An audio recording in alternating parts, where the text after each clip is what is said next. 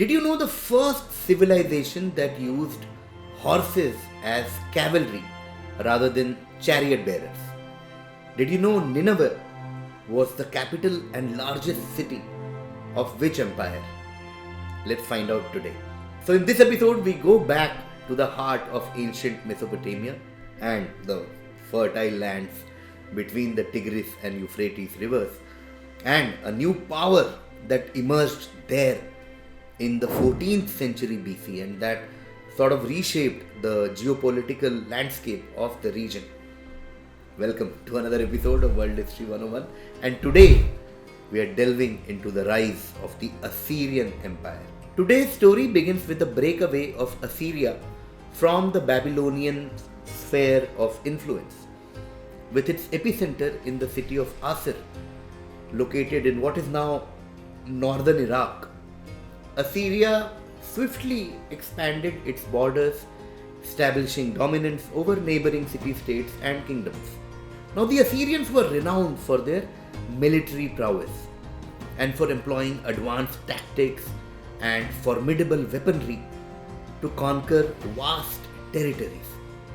Their disciplined army, led by skilled generals, brought cities to their knees, and as Assyria rose to become a formidable superpower of the ancient world.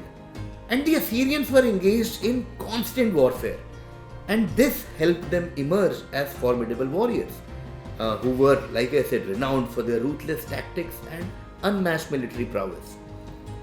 They almost always faced threats from invaders to the north and south, and that helped them become masters of the art of war, and their reputation for cruelty struck fear into the hearts of their enemies. Yet amidst this brutality of constant conflict, the Assyrians were also innovators, and they always pushed the boundaries of military technology. For instance, they revolutionized siege warfare with their ingenious use of siege engines, allowing them to breach the mighty walls of fortified cities with unprecedented efficiency. But perhaps their most groundbreaking innovation was their use of horses as cavalry, which was a departure from the traditional use of horses as chariot bearers. By harnessing the speed and mobility of mounted warriors, the Assyrians gained a strategic advantage on the battlefield, which sort of paved the way for their conquests and territorial expansion. Despite their prowess in warfare, the Assyrians were not just warriors, but inheritors of a rich cultural legacy, closely intertwined with that of their Babylonian neighbors. Their language, nearly identical to Babylonian, spoke volumes of the cultural exchange and assimilation that characterized the ancient Near East. And if you look at Assyrian history, there is one name that stands out above all others: Sargon II, a king whose reign reshaped the destiny of the empire. Ascending to the throne in 722 BC, Sargon II wasted no time in asserting his authority and embarking on a campaign of conquest that would leave a mark on the ancient world.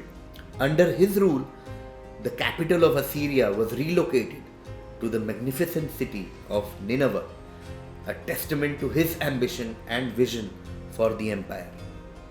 Nineveh, with its grand palaces and towering walls, became the jewel of the Assyrian crown and became a symbol of power and splendor that struck fear into the hearts of their adversaries.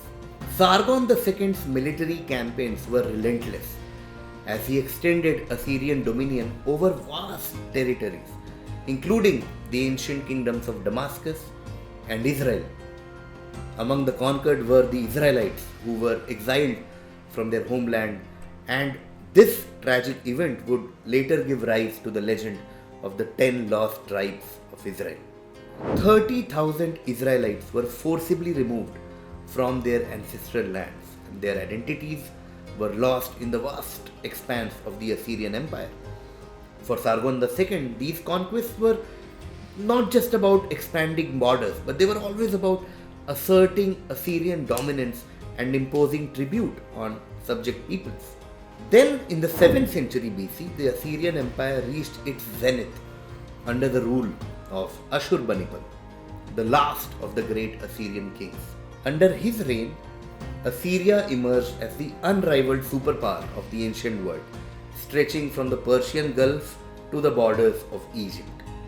With ambition matched only by his vision, Ashurbanipal implemented sweeping reforms to govern such a vast empire effectively. Recognizing the importance of infrastructure, the Assyrians built an extensive network of roads, facilitating communication and trade across their vast dominions. Alongside the roads, Ashurbanipal established a highly efficient mail service, ensuring swift communication between the far-flung corners of the empire. But perhaps, Ashurbanipal's most enduring legacy lies in his patronage of learning and culture. In Nineveh, he created the Middle East's first organized library, a treasure trove of knowledge containing thousands of texts and clay tablets. This remarkable institution became a beacon of learning, attracting scholars and scribes from across the empire and beyond. Under Ashurbanipal's enlightened rule, Assyria experienced a cultural renaissance with advances in literature and science and the arts. But this mighty Assyrian Empire, which had once dominated the ancient world, finally faced its downfall in 612 BC. A coalition of forces led by the Medes and the Chaldeans descended upon Assyria, laying siege to its grand cities and bringing an end to centuries of dominance. The fall of Assyria marks the beginning of a new chapter in the history of the region, as the region fell under the rule of successive powers. In the centuries that would follow, Assyria would be ruled by Babylon, the Persian Empire, and later by the mighty conqueror Alexander the Great. Each new ruler left their mark on Assyria, reshaping its culture, its customs, and its identity. The Parthians and Romans too ruled over Assyria, adding many layers to its rich history, but we'll come to all of these in our future episodes. We'll come to the Persian Empire, Alexander the Great, Parthians, the Romans, but you'll have to wait. Thank you so much for watching another episode of World History 101. I'll see you soon in the next episode. Thank you.